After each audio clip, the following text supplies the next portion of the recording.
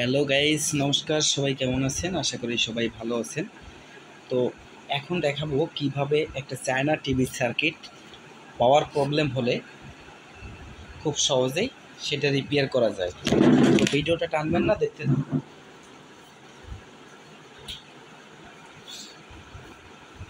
তো দেখেন, এটা হচ্ছে পাওয়ার সেকশন। প্রথমত পাওয়ার সেকশনটা আমরা দেখে নেব।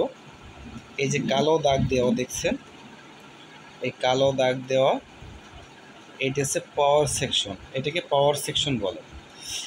এবার আমাদের পাওয়ার সেকশনে যদি কোনো সমস্যা হয় তাহলে কিন্তু আপনাদের টিভির সামনে যে ইন্ডিকেটর লাইটটা জ্বলে, লাল লাইট, ওই লাল লাইটটা কিন্তু জ্বলবে না।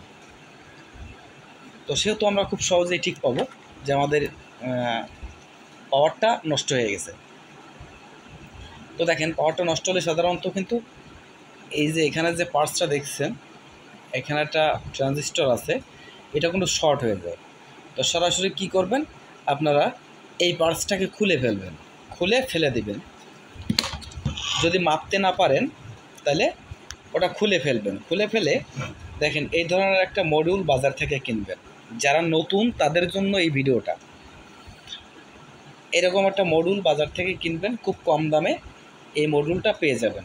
তো মডিউলের ভিতরে 3টে তার থাকবে, একটা দেখেন কালো, একটা নীল আর একটা লাল। তো এই যে নীল তারটা সরাসরি আপনারা কেটে ফেলবেন, ওটা লাগবে না। আর কালো যে তারটা আছে, কালো তার সরাসরি দেখেন এখানে কিন্তু নেগেটিভ প্রান্ত আছে, ক্যাপাসিটারের নেগেটিভ প্রান্তে এই কালো তারটা দিয়ে দিবেন এইখানে।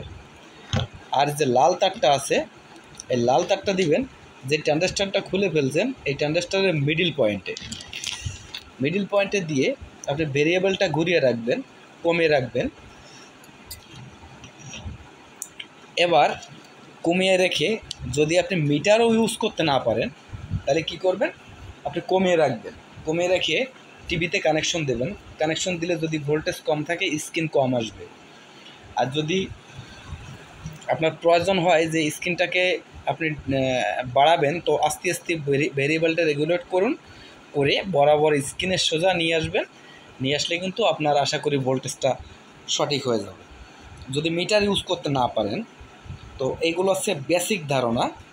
তো যারা নতুনরা আছেন তারা কিন্তু অনেকেই ভোল্টেজ মাপতে জানেন না, মিটার ইউজ করতে জানেন না, পার্টস মাপতে জানেন না। তাদের জন্য আমি এই ভিডিওটা তৈরি করলাম যে সরাসরি এই পার্টসটা নষ্ট হলে এটাকে তুলে ফেলবেন। পাওয়ারটা নষ্ট হলে কিন্তু এটাও নষ্ট হয়ে যায়। এটাকে তুলে ফেলবেন, তুলে ফেলে এই ধরনের একটা মডিউল কিনে আমি যে সিস্টেমে বললাম এই সিস্টেমে আপনারা এখানে দিয়ে দেবেন। দেখবেন খুব সুন্দরভাবে টিভিটা রেডি হয়ে যাবে। তো বন্ধুরা, এইটুকু ছিল ভিডিও আপনাদের জন্য। যদি চ্যানেলটা ভালো লাগে কিংবা ভিডিওটা ভালো লাগে তো আমার চ্যানেলটা সাবস্ক্রাইব করতে বলবেন না। সবাইকে ধন্যবাদ। সবাই ভালো থাকবেন, সুস্থ থাকবেন।